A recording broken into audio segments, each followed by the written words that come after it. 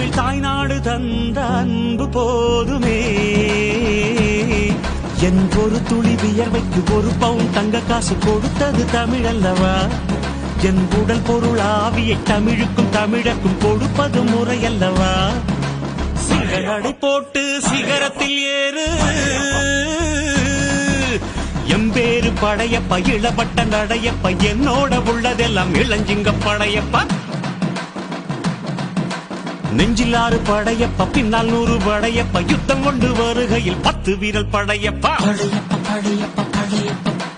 பாசமுள்ள மனிதனப்பா, நாம் மீச வச்ச குழந்தையப்பா.